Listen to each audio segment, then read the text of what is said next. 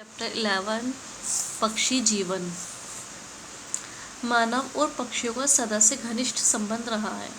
मानव और पक्षियों के बीच में हमेशा से ही एक गहरा संबंध रहा है।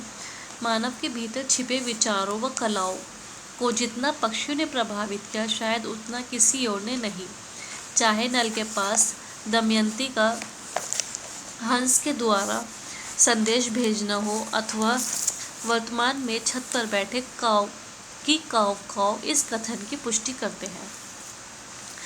पक्षियों के सुमधुर गीतों का प्रभाव मानसिक मस्तिष्क पर कितना पड़ता है, यह तो कोई कोयल की कूक सुनने वाला ही जाने। मोर की थिरकन किसका मन नहीं मोह लेती।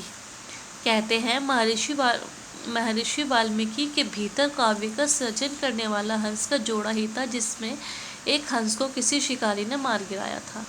कहते हैं जो वाल्मीकि महर्षि थे, उनके भीतर जो काव्य का जो निर्माण करा था, वो निर्माण करने वाला कोई और नहीं बल्कि हंस का जोड़ा ही था, जिसमें शिकारी ने मार गिराया था। विरहिणी हंसनी को देखकर उनके मुंह से काव्य फूट पड़ा। दिल का तड़प उठना, मन मनोज का रह जाना, कैद में है बुलबुल। और न जाने मन की कितनी अवस्थाएं पक्षियों के गाने और नाचने में व्यक्त की जाती रही हैं। इन सभी उक्तियों के संपूर्ण भावों को शब्दों में व्यक्त करना अत्यंत कठिन है।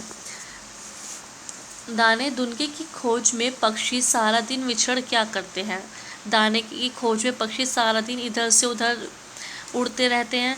दिन भर विचरण करके जब वे लौटते हैं, तब कुछ तो अपने घोंसलों में विश्राम करते हैं, परंतु अधिकतर पक्षियों का बसेरा होता है वृक्षों के झुरमुट या डाल पर। कुछ पक्षी तो अपने घोंसलों में विश्राम करते हैं, परंतु अधिकतर पक्षियों का बसेरा जो है वो वृक्षों की डाल पर होता है।